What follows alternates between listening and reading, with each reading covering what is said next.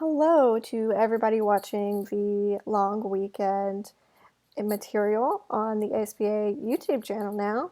My name is Erin Stender. I am coming to you from the nice beach, social distancing at the beach. And today we're going to talk about diverse voices in publishing and how the industry systematically excludes marginalized voices, and then how we can work to fix it. So before we get into that, I kind of want to tell you a little bit more about myself. I have been involved in ASPA and long weekend stuff for a long time. In high school, I did all the ASPA competitions and things. I did long weekend. I'm an NJW alum. Ooh, 2016. And I've just genuinely talked to the program a few times. It's really, really cool. My things personally, I'm a creative writer. I just recently graduated from Belmont University, go Bruins, into a pandemic, so that's fun. And I just really have a passion for writing, and I also have a big passion for making sure diverse voices get heard. A little bit about my stance on that. I am a young white woman, a young queer white woman, so there are things in this video that I am going to say because I feel like they're important and they need to be said, but I'm not the end-all be-all on this information. I encourage you to go out and explore this issue further and really look into the kinds of dialogues that are happening. And I welcome anybody who has anything they want to say back to me, any kind of critique or any kind of discussion you want to have. My socials will be at the end and my email. Yes, I would love to keep this conversation going. So with that, let's go ahead and get started. We're going to talk, oh, little mistake there, everything's fine.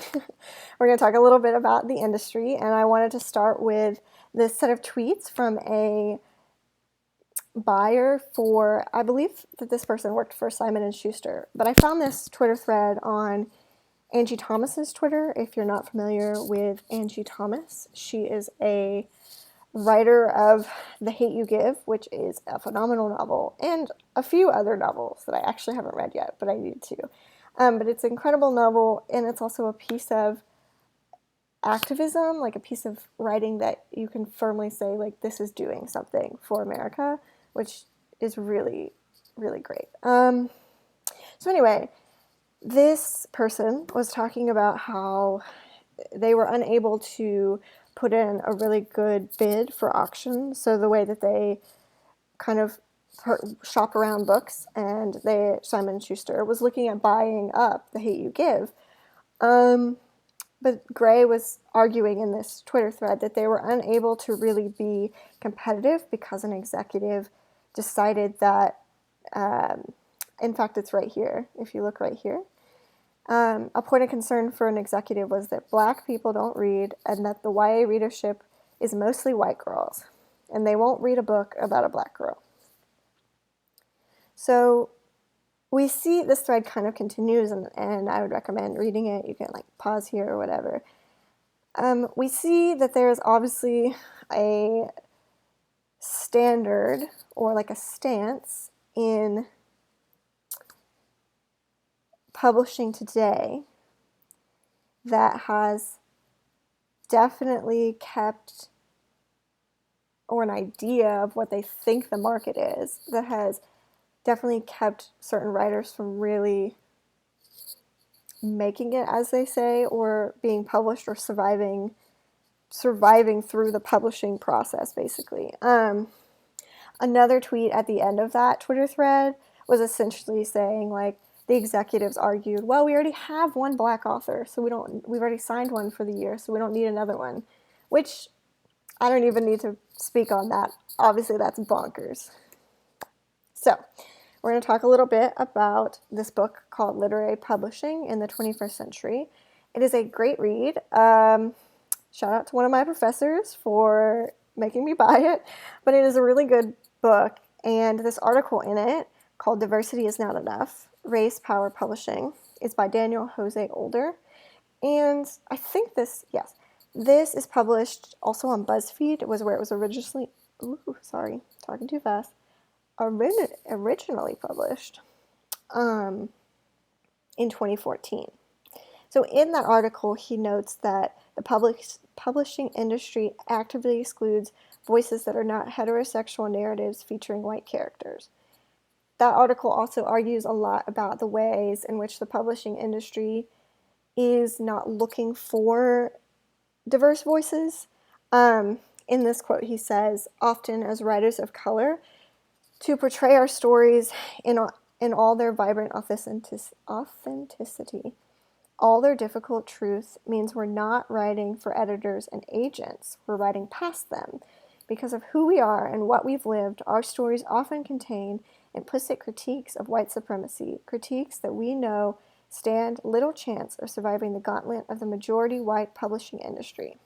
So that phrase, surviving the gauntlet of the majority white publishing industry, is backed up by these numbers. So this is another article. All of these will be linked below, and if they're not, they'll be on my social media, and I'll talk about them a little bit at the end. But this article in particular breaks down the 2017 numbers for the New York Times bestseller list. And essentially what I wanted to talk about here was 22 of the books by first-time authors, so debut novels, on the New York Times bestselling list for young adult covers. It's like a very specific number. But other numbers in this article reflect the same sort of deal. One of those 22 books was by a Black author, you can see there. So that article goes on to really break it down further. Here's a chart. If you're more of a visual person, obviously there's a problem here. And I think that this book, we're going to talk about, American Dirt, is a great example of that problem. I don't really want to drag the author too bad. She wrote a novel. There was lots of controversy around it, but I do want to talk about the conversation that this novel started about who gets to write what story. So American Dirt is by Jeanine Cummins, and the novel's about it's about Mexican immigration. It's about a mom and her young kid fleeing to the United States. And the issue that came about is that Jeanine Cummins is not from Mexico. She is, the conversation is she's white, but she does have some Puerto Rican heritage. Again, I'm not here to claim anything about this author, but when Oprah picked this book for her book club, and the book did really well. So the book is done really well readership-wise. It's like a lovely book on its own. But when Oprah picked the book, people began to write articles about it and show their kind of backlash at this idea that a woman who hasn't had this experience and hasn't lived this life is getting published instead of someone who actually is writing novels about what it's like to be Mexican American, what it's like to be an immigrant, etc., etc. So, in one such article by novelist and professor Randy Boyagoda, I would say Boyagoda, writes, the asymmetry of Cummins' identity. She's white and not an immigrant, although he does note later in this article that she has Puerto Rican descendancy. And a story, a Mexican woman's flight to the United States with her son, has led to charges of racial and cultural appropriation and publishing industry whitewashing. So what's interesting is this article I'm citing right now is from 2020, and that one from older is from 2014. So in that time, both of these claims align with each other, and nothing much has changed. In this article, Boyagoda argues that in general novels can change minds, but this novel won't, meaning that her original idea of putting a face to a lot of these Mexican immigrants won't do anything because it's not from a person of color. And the problem is that, like Older was saying, those authors are not being listened to. So the only possibility was for, well, not the only, but it seems like it was a situation where this woman was able to write the story and get published and be successful without the experiences personally. So obviously a lot of people are upset about that. And I think we should be questioning that as well. I think as writers, as people who are working in the industry, we should really take a look at what we're doing in our own writing and our own editing, etc., and think about the ways in which we are complicit in that system of listening more to white voices, listening more to men, etc., instead of thinking about the struggles of voice and material that many people are not able to get to certain stages. Not sure if that made any sense. Let me rephrase. We need to think about the people who are falling through the cracks with really great writing because the novels are not considered marketable when maybe they're just not for the market people choose to look to often. And I think we as readers, if we're writers, we're readers, right? Should look to reading works that we don't necessarily always identify with. I think it makes you a stronger writer.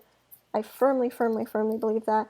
And a more empathetic person. If you're reading something that you have not experienced yourself, it is at least giving you an insight into what is going on in the world around you. Truly recommend. And we'll talk about that at the end. So, what can we do as writers to help this plight, to fix this problem? So, I think the most important thing is to remember that you want to be inclusive, but you don't want to block the door.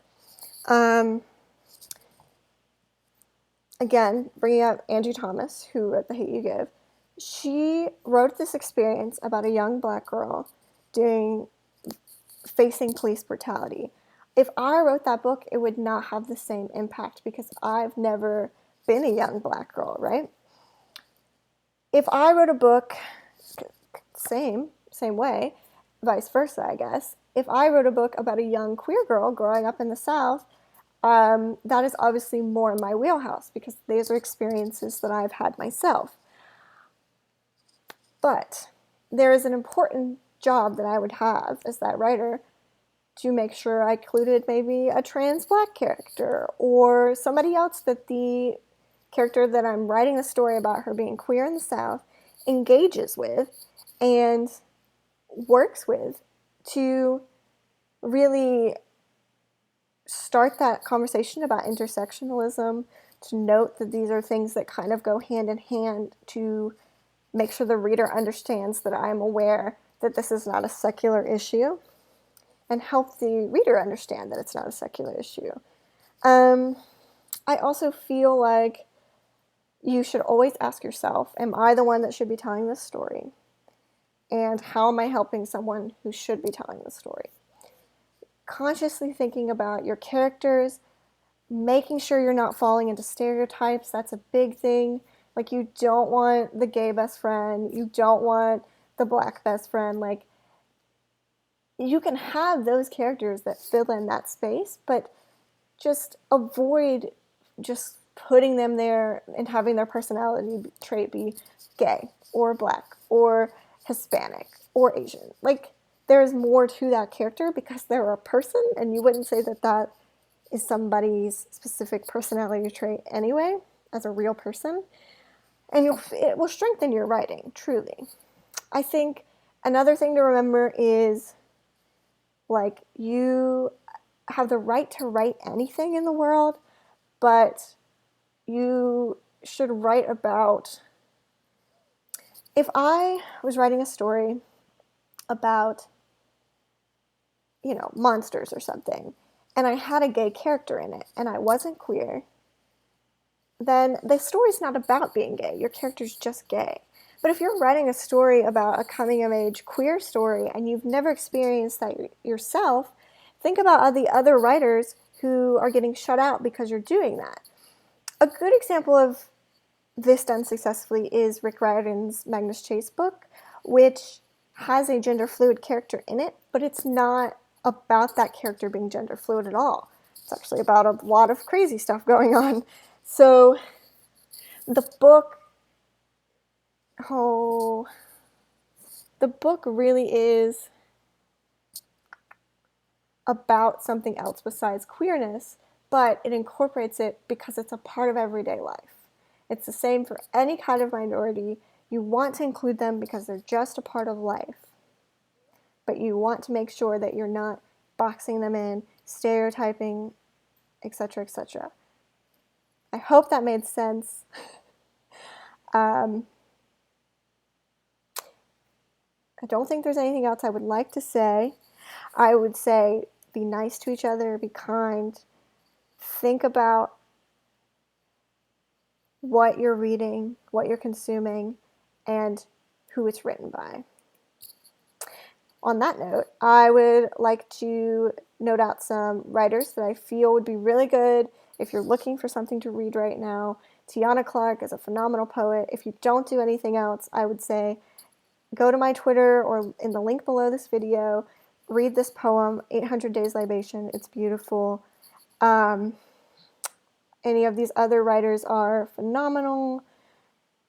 If you need anything else or you want to give me recommendations, anything like that, please let me know. I would recommend going to a Black-owned bookstore just because of everything going on right now to get these materials.